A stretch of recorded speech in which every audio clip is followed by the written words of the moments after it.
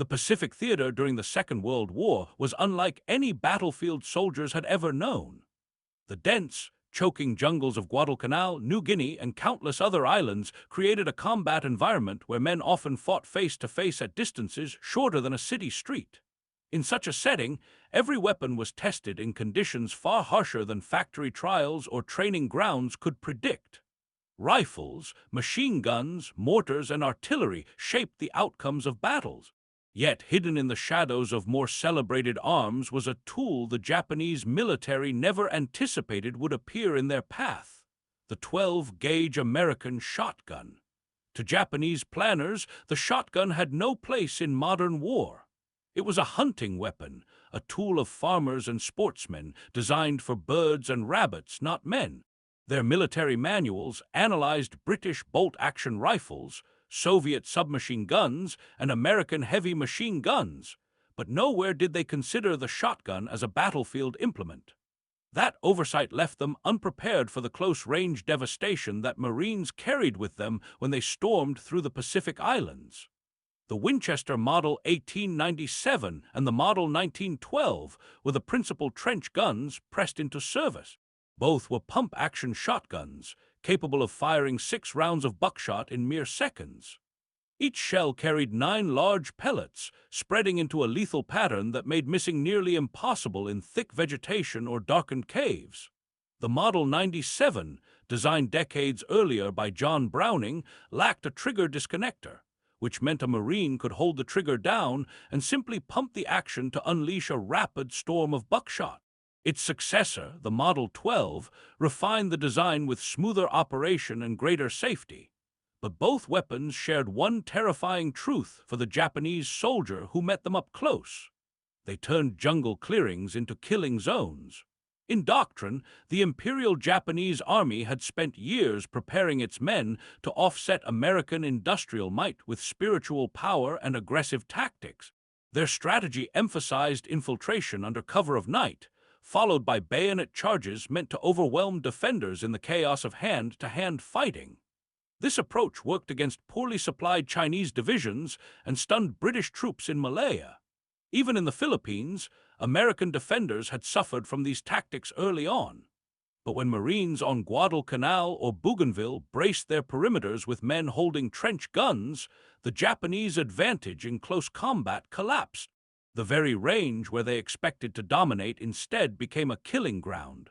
Still, the story of the shotgun in the Pacific is not a tale of unbroken triumph. While these weapons were fearsome, they were few.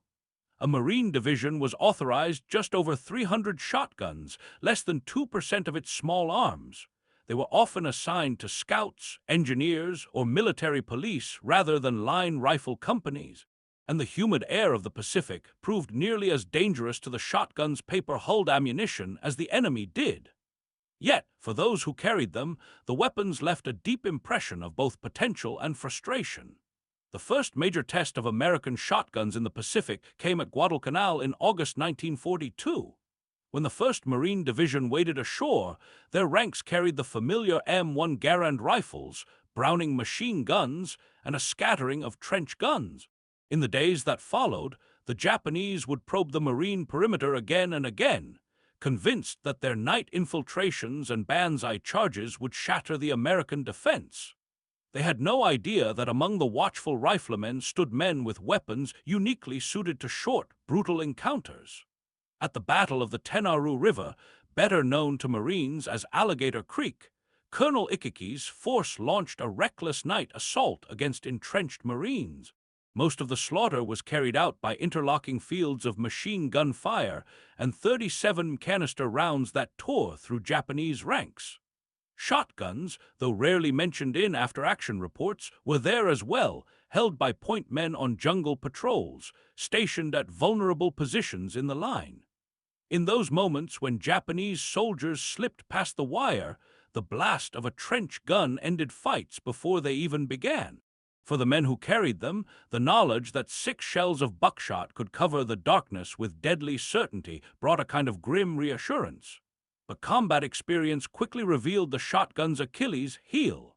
The Pacific was a place of ceaseless rain, humidity thick as a curtain, and mud that swallowed boots whole. Standard paper-hulled shells swelled with moisture until they refused to chamber properly. Marines cursed as they tried to hammer damp shells into stubborn breeches, only to find them useless when they needed them most. Reports filtered back that shells could become waterlogged within hours of patrols, leaving shotguns little more than heavy clubs.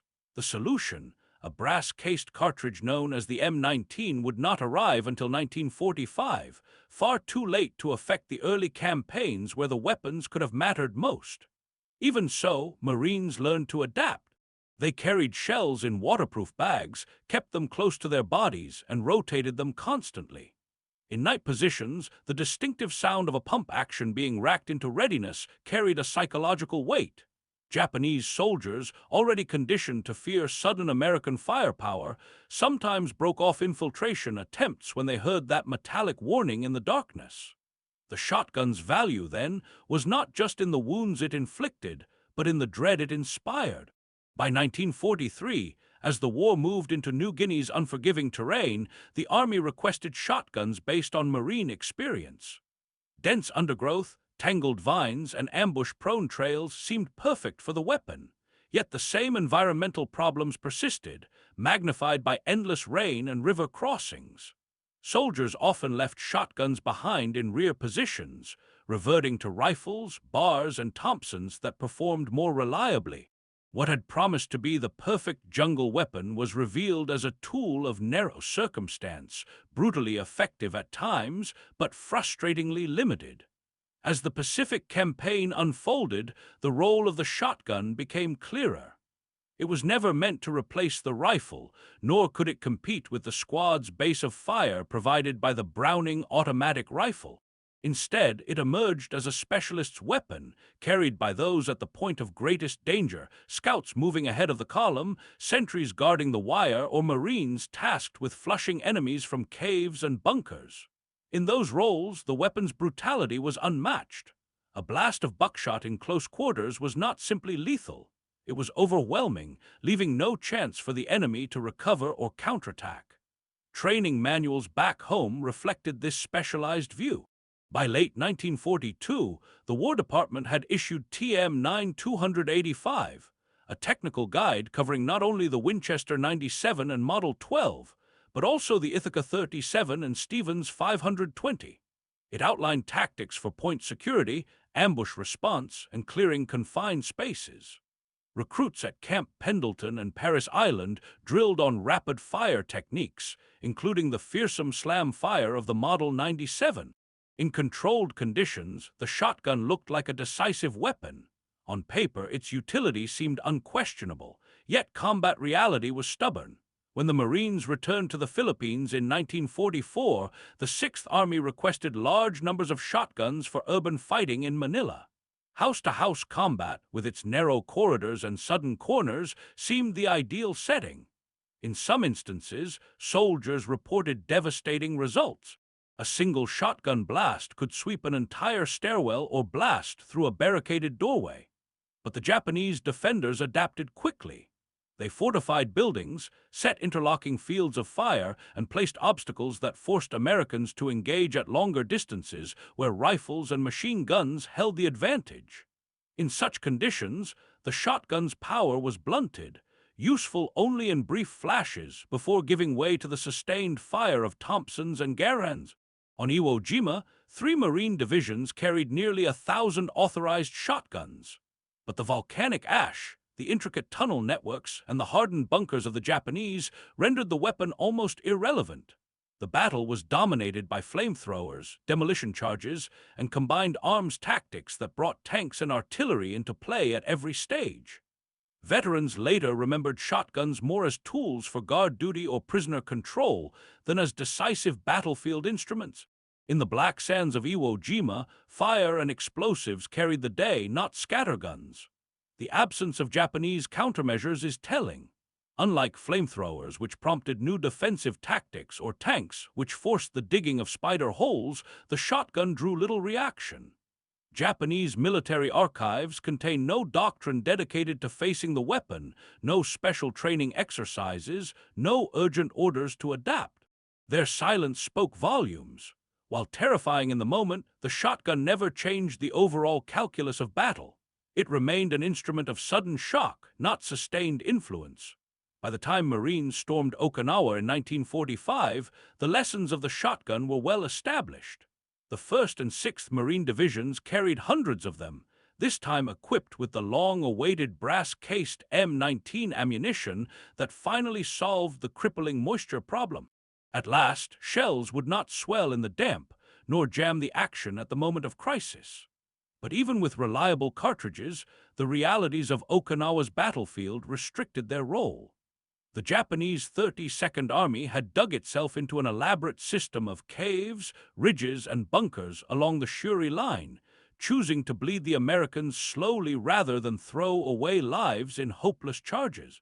Battles were fought across open fields and against fortified ridges, where tanks, artillery, and flamethrowers became the indispensable tools of conquest. Still, there were moments when shotguns left their mark.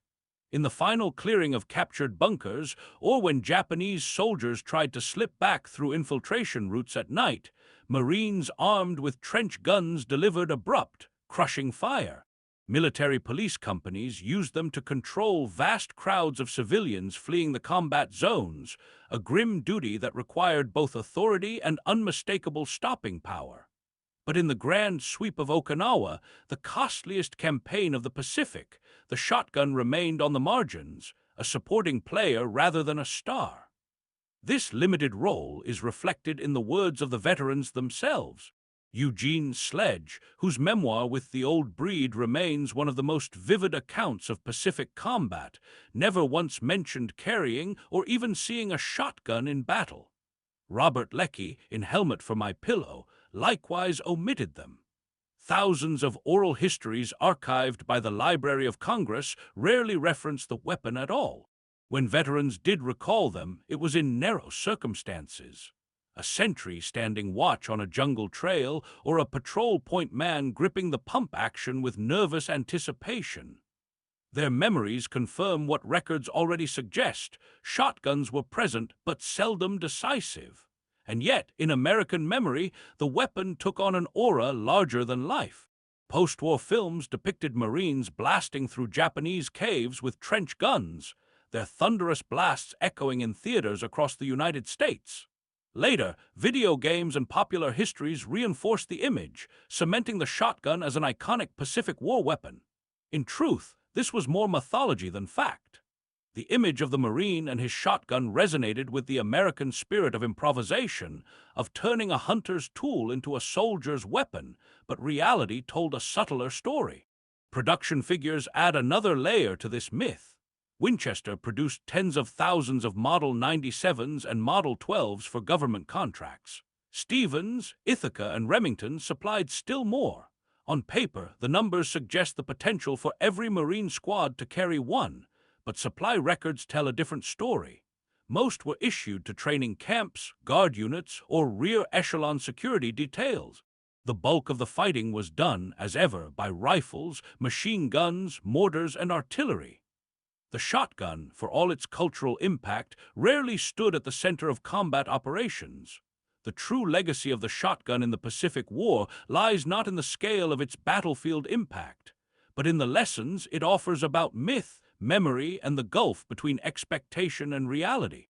American planners had imagined it as the perfect jungle weapon, compact, devastating, and easy to handle in terrain where rifles seemed unwieldy. In training fields across California and the Carolinas, recruits were drilled in slam fire techniques and taught to believe the shotgun could stop an enemy charge in its tracks. That image followed them across the ocean, where reality intruded with cruel indifference. Ammunition swelled in the humidity, patrols fought at ranges too long for scatterguns, and doctrine evolved toward combined arms that emphasized overwhelming firepower rather than close, individual clashes. Japanese soldiers, for their part, never developed countermeasures because they never needed to. Their officers complained about American artillery, cursed the flamethrower, and struggled to counter tanks and naval bombardments. But in their captured manuals, in their post-war interrogations, and in their battlefield reports, the shotgun appears only rarely. The weapon had not been a decisive factor, and so it left little trace in their tactical thinking. In the grand duel of strategy and firepower that consumed the Pacific, it was simply too minor a presence to shape events. And yet, the mythology endures. The image of a Marine racking a pump action in the shadows of a jungle path remains irresistible. It speaks to a kind of rugged pragmatism, a vision of Americans using every tool at their disposal, unburdened by old-world conventions. German officials in the First World War had decried the shotgun as barbaric, even threatening reprisals against prisoners caught with them. The Japanese made no such protest, not because they accepted it, but because its use scarcely registered compared to the tidal wave of steel and fire that defined American operations. After the war, shotguns drifted back into obscurity, reassigned to police armories, guard units, and civilian markets. They would reappear in Korea and later Vietnam, once again filling niche roles, door breaching, tunnel fighting, and point security. Their pattern of service reflected their Pacific legacy. Weapons of sudden, shocking effect, but never the cornerstone of infantry tactics. For the Marines who carried them in 1942 or 1943, they were both comfort and burden. Comfort in knowing they could stop an enemy at 10 yards with certainty, burden in realizing that beyond that they had little reach. The story of the trench gun in the Pacific is ultimately a story about perception. To Japanese soldiers who stumbled into its blast, it must have seemed like an instrument of raw terror. To Marines who trained with it, it promised more than it could deliver. To Americans back home, fed on newsreels and later films, it became a symbol of ferocious jungle combat. But the historian's eye reveals the truth. It was a supporting actor in a far larger drama, its thunderous roar drowned out by the relentless cadence of rifles, machine guns, artillery, and the firestorms of naval bombardment. In the end, the Japanese infantry may never have expected to face 12-gauge shotguns in their assaults. But that surprise did not change the outcome of battles. What defeated them was not a scatter of buckshot in the undergrowth, but the full weight of American industry, logistics, and combined arms mastery. The shotgun story, stripped of legend, is one of limited influence and enduring myth, a reminder that in war, weapons achieve significance not only through what they accomplish, but through the stories told about them afterward.